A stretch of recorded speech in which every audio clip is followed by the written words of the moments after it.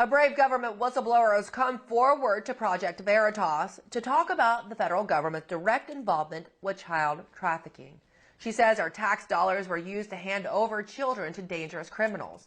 She says the government has retaliated against her for raising concerns. And they said, Tara, we don't get sued by traffickers. These vulnerable children, we care for them, we clothe them, we feed them. With your dollars and my dollars, we fly that product directly to the trafficker. God forbid it's sex trafficking. The sponsor can hold up that order of deportation to that child and say, if you do not do what I say, I'm going to call ICE on you. Tara Lee Rodas was an employee for the Council of the Inspector General on Integrity and Efficiency. In 2021, she volunteered to help Health and Human Services process unaccompanied minor children. What she learned was horrifying. A Project Veritas journalist spoke to a teenage girl who said that her sponsor, who claimed to be a relative, had pimped her out. ¿Te ofrecía qué? Me ofrecía con los hombres, pues. Pero ella, ¿cuántos hombres ella te obligó a estar con cuántos hombres? Bueno, con muchos, ni porque no me gustaba lo que me hacía. Joining me now to discuss is the Media Relations Manager for Project Veritas, Mario Balaban. Mario, this is what we suspected and our greatest fears confirmed in regards to these children. Right. Thank you for having me on, Emerald. Again, as you saw there, this whistleblower is very brave. She's still in the federal government, by the way. This is an active person working in the federal government, has 19 years of experience. This is someone that can speak with authority on this subject, and she just couldn't keep this information to herself. She witnessed it. She struggled with it. She's told me personally how difficult it was to deal with knowing that the government was enabling these traffickers to end up having these children in their care.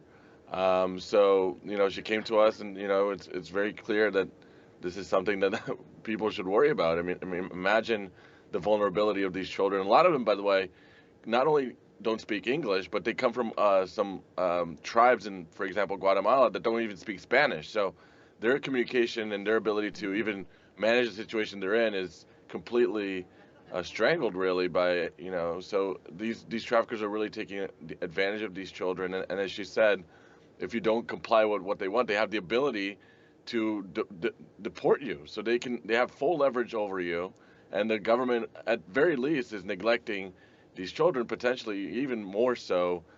We don't know what the extent could be of how far the government is aware of these situations, how involved they actually are in being complicit in all of this.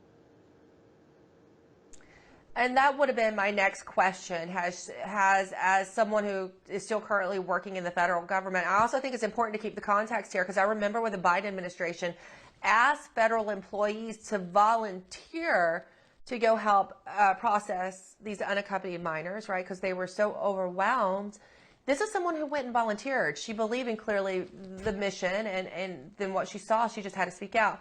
But she can't say to what extent the government officials are aware of what is going on. So she did say, in a way, that she brought up, she said in her interview that she went to the command center and said, hey, why are we sending this child from Austin to this, to Austin specifically? Actually, we're sending this child to Austin. Why is this happening? Do we know who these sponsors are? I was like, well, listen, we don't get sued by traffickers. We can get sued by keeping kids in our care for too long, but we can't get sued by traffickers. So the fact that someone responded that way to them clearly shows that they're aware of where these children are probably going. And they are more worried about, at the very least, they're more worried about getting sued than they are about the safety of these children, according to what the whistleblower said. Worst scenario is, not only do they not care about getting sued, they actually, maybe, again, this is not something this whistleblower said, but at the worst scenario, they are, cahoots with the traffickers for some reason. But at the very least, as a whistleblower said, there is something there that shows that these individuals in the government are aware of where these children end up. And you know, that is something that Lara Logan, and the award-winning independent journalist, had pointed out and got hammered in the media about, is the idea that our government is well aware of child trafficking and is participating in it. And this seems to validate her statements even further than we'd already had previously. Now, this makes me sick. Your story also is catching the attention of at least Arizona Congressman Andy Biggs and also Paul Gosar. They both also called this sickening. Have you received any formal response from Health and Human Services? And then secondly, has either of their offices reached out to you or any other members of Congress to follow up on this? Because this is serious accusations. Yeah, so we have not heard back from any of these agencies directly.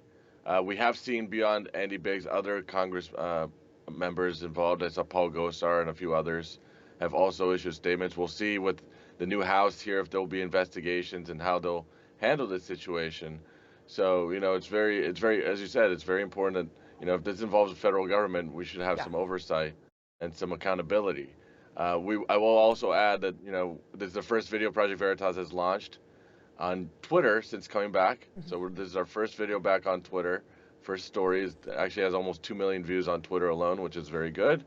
But we still have James O'Keefe, R.C. Maxwell, and Eric Spracklin all banned on Twitter. So we need some accounts back so we can keep getting the information out. So we'll see when Elon Musk gets those back. Yeah. It looks like he might.